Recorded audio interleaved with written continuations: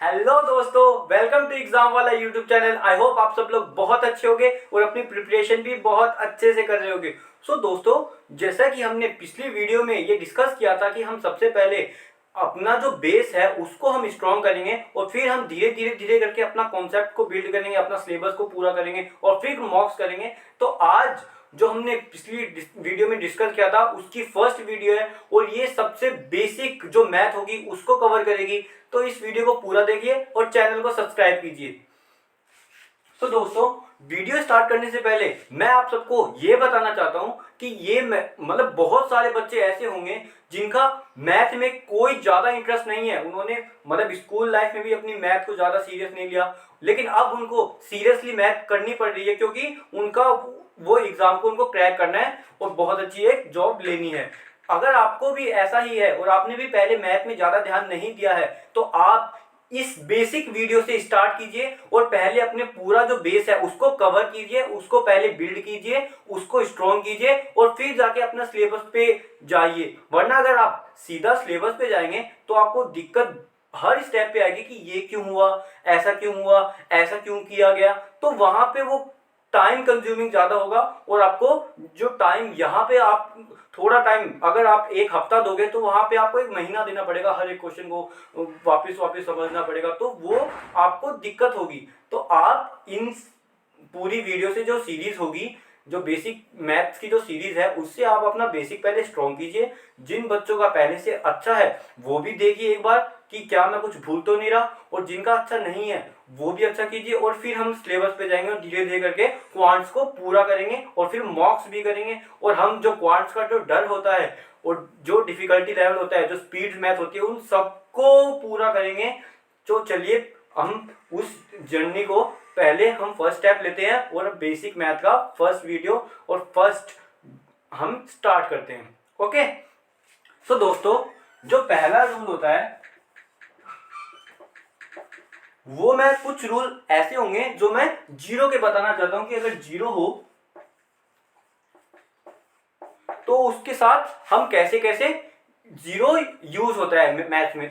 तो दोस्तों, अगर मैं किसी भी नंबर को, जैसे कि हमारा नंबर ए है, अगर मैं उसको जीरो से इंटू करूं तो हमेशा वैल्यू जीरो आएगी। ओके, आप में से 90% बच्चों को ये बात पता होगी कि हम किसी भी चीज को अगर जीरो से इंटू करते हैं तो वो पूरा प्रोडक्ट उसका जीरो हो जाता है। लेकिन अगर फिर भी किसी में दिक्कत है तो आप देख सकते हैं, क्योंकि ये बिल्कुल बेसिक से वीडियो चल रही है तो मैं नहीं चाहता कि मैं कोई भी पॉइंट को स्किप करूं। ओके, तो जो सेकंड पॉइंट है वो ये है कि अगर आप जीरो को किसी नंबर से इंटू करेंगे तो तब भी वैल्यू जीरो ही आएगी। ओके, तो इससे हमें एक और पॉइंट क्लियर हुआ कि अगर हम किसी भी नंबर को, जैसे 5 है, उसको अगर हम 4 से इंटू करें तो जो वैल्यू होगी वो सेम होगी जैसे हम 4 को 5 से इंटू करें। ओके, सॉरी 5 से। ओके,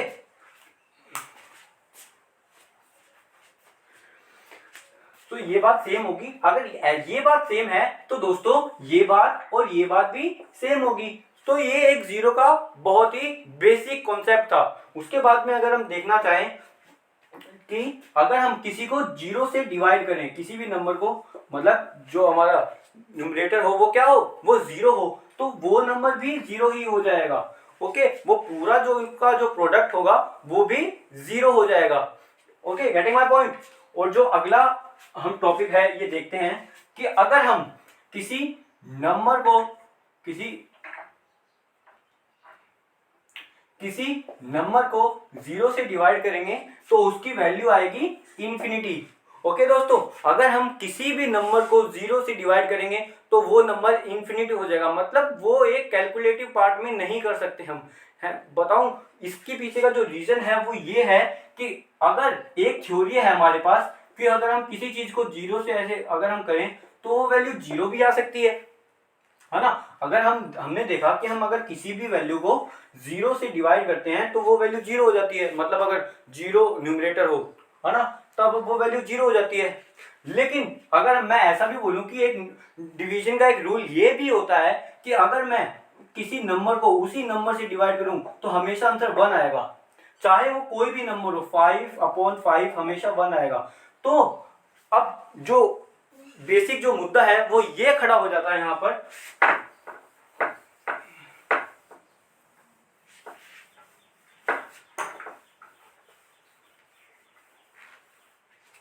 दोस्तों जो बेसिक मुद्दा है वो ये खड़ा हो जाता है कि हम क्या माने।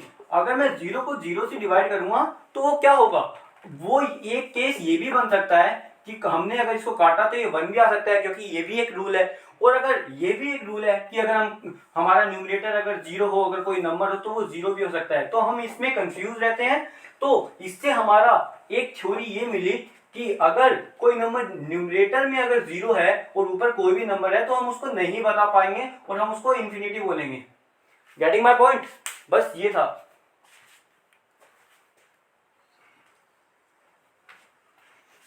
ओके दोस्तों, सिंपल है। तो ये 0 का कुछ रूल्स थे और हम ना तो हम इसको क्लियर कर पाएंगे कभी ना, तो उसकी वजह से हम इसको भी क्या बोलेंगे कि वो इन्फिनिटी है। हमें नहीं पता कि वो वैल्यू क्या हो सकती है, क्योंकि हमें इसकी भी वैल्यू नहीं पता। 0/0 की वैल्यू 0 भी हो सकती है और वो 1 भी हो सकती है, क्योंकि वो दो रूल्स को फॉलो कर रही है एक साथ और दोनों रूल कहीं ना कहीं मैथ में बिल्कुल सही है। जैसे कि 0/0 1 और 0/0 अगर ये कट के 1 भी आ सकता है और 0/0 0 भी हो सकता है, क्योंकि इसका न्यूमरेटर 0 है। तो दोनों वैल्यू तो दोनों एक के साथ कॉन्ट्रैक्ट कर रहे हैं। तो वो मतलब हम उसके बारे में तो ये नहीं बता पाते, ना हमें इसका पता ना हमें इसका पता और ना ही हमें, और हमने इसको इंफिनिटी बोल दिया। ओके, तो बस ये केस था। अब हम देखते हैं कुछ न्यूमेरिक डिजिट हो तो वो कैसे होगा। तो दोस्तों अगर मैं ऐसे बोलूं कि अगर मैं 5 को 3 में प्लस करूं तो वो 8 होगा। ओके, ये बहुत ही ज्यादा इजी बात है, लेकिन इसके पीछे का जो कॉन्सेप्ट है वो आप जानिए कि अगर मैंने 5 को 3 से प्लस किया तो वो 8 आया। ऐसा क्यों हुआ? क्योंकि ये भी 5 था, ये पॉजिटिव था, ये भी पॉजिटिव था। अगर हम दो नंबर पॉजिटिव नंबर को, है ना, और जो उसके बीच का जो ऑपरेशन है वो पॉजिटिव हो तो वो नंबर ऐड हो जाएगा, वो नंबर ऐड हो जाएगा और उसके जो साइन है वो भी पॉजिटिव होगा। ओके, तो मतलब पॉजिटिव पॉजिटिव क्या होंगे, वो पॉजिटिव होगा। ओके, ये कुछ ऑपरेशंस होते हैं कि पॉजिटिव नेगेटिव क्या होगा, पॉजिटिव पॉजिटिव क्या होगा, नेगेटिव पॉजिटिव क्या होगा और नेगेटिव नेगेटिव क्या होगा। और हम इसको एक बार देख लेते हैं कि हमें आगे जाके कभी कंफ्यूजन ना हो और किसी बच्चे को भी कंफ्यूजन ना हो ये कैसे होगा।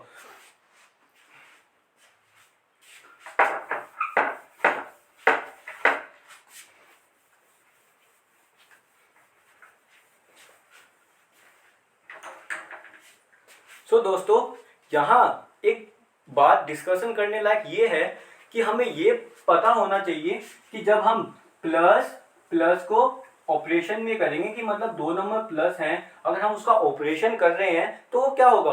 अब जो उनका जो ऑपरेशन है वो कुछ भी हो सकता है, जैसे वो हम उसके बीच में मल्टीप्लाई कर सकते हैं, उन दोनों को हम उन दोनों को डिवाइड कर सकते हैं, हम दोनों उनको माइनस कर सकते हैं और हम उन दोनों को ऐड कर सकते हैं। ठीक है, अब हम एक एक करके इन सब केसेस को देखते हैं। जैसे देखिए दोस्तों, अगर मैं ऐसे बोलूं कि अगर दो नंबर पॉजिटिव हैं, जैसे 5 + 3, अगर मैंने प्लस किया तो हमारे पास 8 आया था, लेकिन अगर मैं 5 × 3 करूं तो कितना आएगा, ये भी पॉजिटिव नंबर आएगा क्योंकि दोनों पॉजिटिव है। पॉजिटिव पॉजिटिव मतलब हमने एक और कॉन्सेप्ट सीखा इससे कि अगर हम दो पॉजिटिव नंबर को ऑपरेशन उसका मल्टीप्लाई हो तो वो मल्टीप्लाई इजीली हो जाएंगे और जो वैल्यू आएगी वो भी पॉजिटिव की ही आएगी। ओके, मल्टीप्लिकेशन में पॉजिटिव पॉजिटिव पॉजिटिव ही आएगा और वो डायरेक्ट सिंपली मल्टीप्लाई हो जाएंगे। ओके, जैसे कि 5 × 3 कितना हो गया, 5 × 3 = 15 और वो कितना आया 15 पॉजिटिव, है ना। एक और बात ये जानने लायक ये है कि अगर किसी नंबर के आगे कोई ऑपरेशन नहीं दे रखा हो या फिर वो प्लस का हो माइनस का हो, ऐसा कुछ नहीं दे रखा हो तो हम उसको प्लस लेके चलते हैं। जैसे कि मैं ऐसे बोलूं 5 + 8 तो यहाँ पे कितना आएगा। अब यहाँ पे तो हमें पता ही नहीं है कि यहाँ पे क्या है, तो हम इसको क्या लेके चलेंगे, हम इसको हमेशा पॉजिटिव लेके चलेंगे। तो 5 पॉजिटिव + 8 उसमें ऐड कर दिए तो कितने बचे, कितने आए 13। सिंपल है। तो बस ये कॉन्सेप्ट था यहाँ का। तो एक बार देखिए,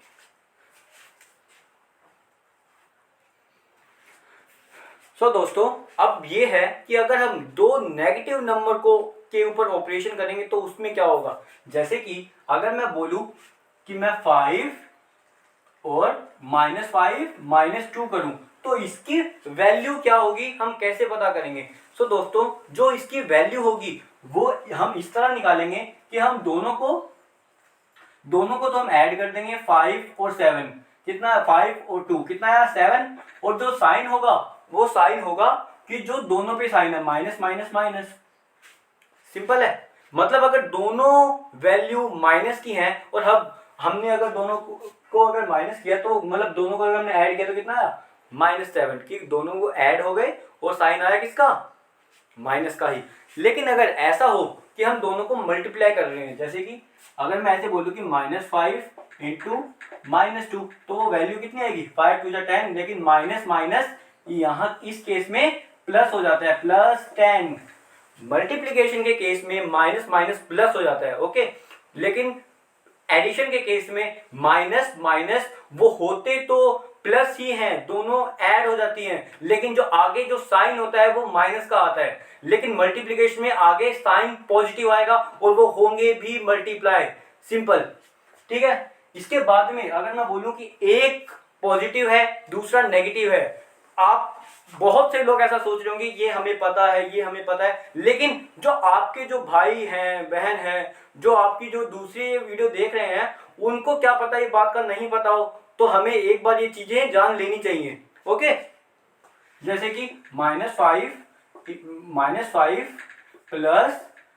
+2, तो इसका क्या केस बनेगा, इसमें देखो एक जो है वो तो पॉजिटिव है, जो दूसरा है एक जो है वो नेगेटिव है, दूसरा है वो पॉजिटिव है, तो नेगेटिव पॉजिटिव क्या हो जाएगा नेगेटिव पॉजिटिव हो जाएगा। वो जो उनका जो केस है वो होगा तो माइनस, लेकिन साइन उसका आएगा जिसका साइन बड़ा होगा, ओके। जैसे कि यहाँ पे ये दोनों माइनस हो गए तो 3 आया, ओके, लेकिन साइन किसका आएगा माइनस, यहाँ पे जो 5 है मैग्नीट्यूड इसका और इस पॉजिटिव का मैग्नीट्यूड है 2, तो जो इसका जो 5 का मैग्नीट्यूड है ये आएगा, और ये क्योंकि जो है 5 बड़ा है उसका साइन कौन सा है माइनस का।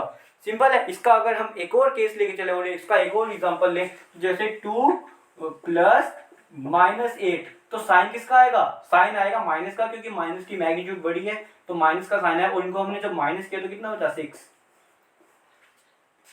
ये बात क्लियर है। अब भी हम माइनस और प्लस को अगर दो अलग अलग ऑपरेशन है तो उसका हम ये देखते हैं कि जब हम उसको मल्टीप्लाई करते हैं तब क्या होता है, तो एक बार नोट करिए।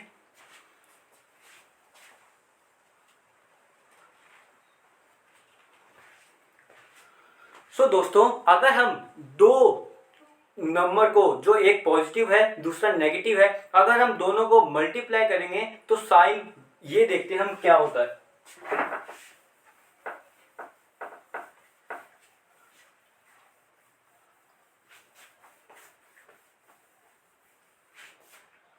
तो उनके बीच में जो साइन होगा तो वो होगा जैसे कि -3 इंटू 5, ये एक नंबर पॉजिटिव है एक नंबर नेगेटिव है। अगर ऐसा केस हो रहा है तो वो होंगे तो मल्टीप्लाई 5 3 जा 15, ओके। लेकिन साइन किसका आएगा साइन हमेशा नेगेटिव आएगा।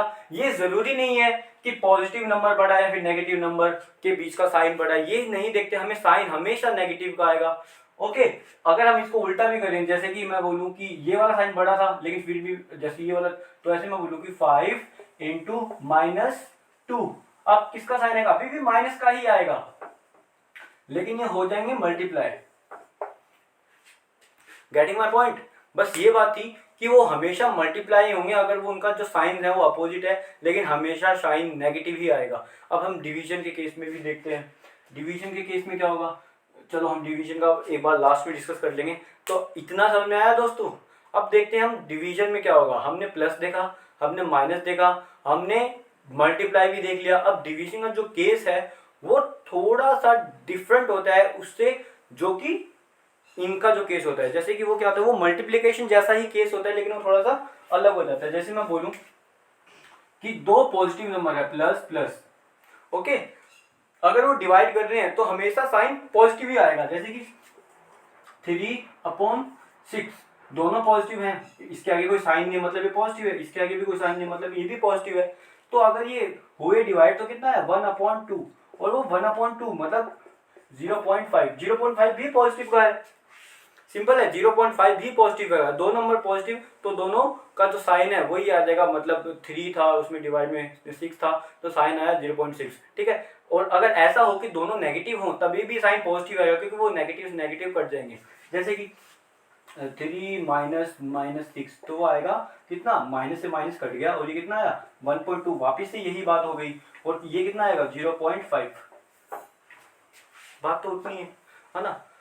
डिवाइड का केस में दोनों पे नेगेटिव है तो बात तो वही हो गई है ना। डिवाइड का एक स्पेशल केस ये भी बनता है कि जैसे मैं ऐसे बोलूँ कि -2/3, ठीक है, और मैं ऐसे बोलूँ कि -2/-3, ये जो दोनों वैल्यू हैं ये सेम है। आपको अगर ये बात क्लियर नहीं हो रही हो तो मैं एक बात बताऊं, जैसे कि a/b, ये डिवाइड में दो वैल्यू है a/b, तो अगर ये सेम होगा, मतलब -a/b है, तो ये a/-b के सेम होगी ये वैल्यू, और ये वैल्यू किसके सेम होगी, -a/b। तो जो माइनस, अगर मैं बस ये बताना चाहता हूं कि अगर डिवाइड में दोनों के पास, मतलब अगर दोनों में से किसी एक के पास नेगेटिव है, अगर वो न्यूमरेटर के पास नेगेटिव है या फिर अगले केस में वो डिनोमिनेटर के पास नेगेटिव है, तो नेगेटिव नहीं देखते कि वो कहाँ है, दोनों नेगेटिव का मतलब सेम ही होता है। मतलब 5/-3 सेम है किसके, -5/3 के, कोई भी डिफरेंस नहीं है। जो नेगेटिव नीचे का होता है ऊपर ही जाता है लास्ट में। ओके, सिंपल केस था। अब हम देखते हैं,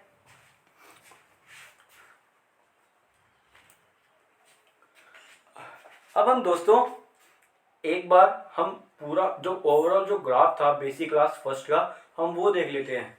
ओके, कि उसका जो बेसिक क्लास का क्या हुआ, कि मतलब क्या रिजल्ट निकला।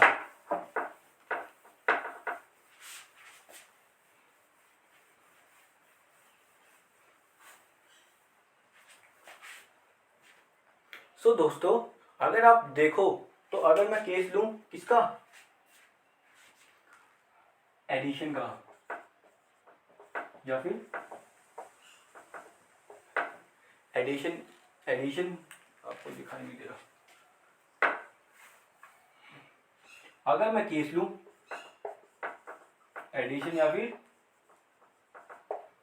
सब्ट्रैक्शन का, तो उसमें जो केस बनेगा वो क्या बनेगा, प्लस क्या बनेगा, वो प्लस होगा, ठीक है, प्लस माइनस वो क्या होगा, वो ये डिपेंड करेगा, इसमें केस बनेंगे कि ऐसे बोलेगा कि साइन किसका बड़ा है, जो मतलब मैग्नीट्यूड है वो किसका बड़ा है, जिसका मैग्नीट्यूड बड़ा होगा हम साइन तो उसका ही यूज करेंगे, चाहे वो प्लस का हो चाहे माइनस का हो, लेकिन हम उसको करेंगे हमेशा सब्ट्रैक्शन, उस पर जो ऑपरेशन लगेगा वो हमेशा सब्ट्रैक्शन लगेगा, कि वो दोनों नंबर में क्या होगा, दोनों नंबर माइनस हो जाएंगे और साइन आ जाएगा जिसका साइन बड़ा था। ओके, जिसका मैग्नीट्यूड बड़ा था, मतलब -5 + 2, तो क्या हो जाएगा, -5 बड़ा है तो हम माइनस का यूज करेंगे, और उन दोनों में अगर हमने 5 - 2 किया तो 3 आ गया, तो आंसर क्या आया, -3। गेटिंग माई पॉइंट, बस इतना था, ठीक है। अगर वो दोनों कितना हो, एक नेगेटिव हो एक पॉजिटिव हो, तो ये केस भी सेम ऐसा ही बनेगा, कोई भी डिफरेंस नहीं आएगा। और अगर लास्ट केस हो कि एक माइनस हो एक पॉजिटिव, एक माइनस हो दूसरा भी माइनस हो, तो वो हमेशा डिजिट आएगी वो माइनस की ही आएगी, और वो दोनों ऐड हो जाएंगे, हमेशा ऐड हो जाएंगे। सिंपल है। ओके, तो दोस्तों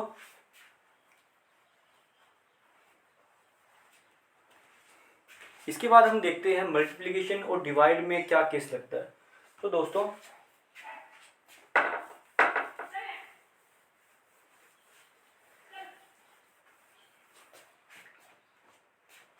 मल्टीप्लिकेशन और डिवीजन में केस होता है वो सेम होता है, जैसे कि सब्ट्रैक्शन और एडिशन में जो केस था वो सेम था, वैसे ही मल्टीप्लिकेशन और डिवीजन में भी केस सेम होगा। वो क्या केस होगा, जैसे कि हमने प्लस इंटू प्लस किया, मतलब एक वैल्यू थी वो पॉजिटिव थी, दूसरी वैल्यू भी पॉजिटिव थी, तो उनका जो साइन होगा वो भी पॉजिटिव होगा और वो डायरेक्ट मल्टीप्लाई हो जाएंगे, उनमें कोई दिक्कत नहीं होगी। ओके, जो अगला रूल है वो ये बोलता है अगर एक वैल्यू पॉजिटिव है दूसरी वैल्यू नेगेटिव है, एक पॉजिटिव है वैल्यू दूसरी नेगेटिव है, तो उनके जो साइन होगा वो हमेशा नेगेटिव आएगा और वो डायरेक्ट मल्टीप्लाई भी हो जाएंगे, ठीक है।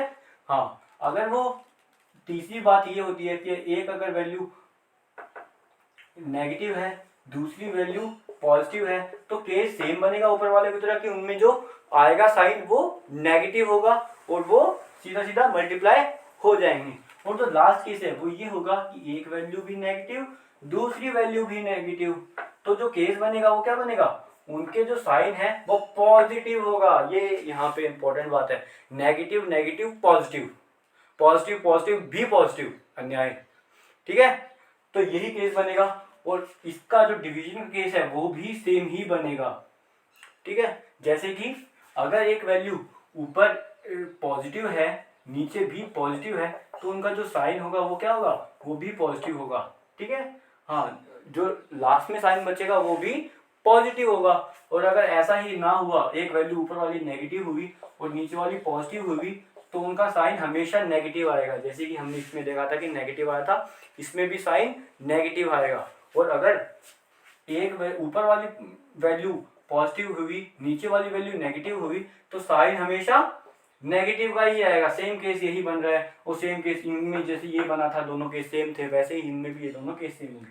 लेकिन अगर एक केस नेगेटिव है ऊपर वाला और नीचे वाला भी नेगेटिव है तो साइन आएगा पॉजिटिव का, क्योंकि हमने ये बात डिस्कस की है इस वीडियो में कि जो नेगेटिव है वो नेगेटिव से कैंसिल हो जाएगा। सो आई होप दोस्तों आपको ये बेसिक वीडियो फर्स्ट लेक्चर 1 पसंद आया होगा और ऐसे करके हम सारे जितने भी बेसिक रूल्स हैं मैथ्स के वो क्लियर करेंगे। आप बस इस चैनल पे बने रहिए और हमें सपोर्ट कीजिए। Thank you.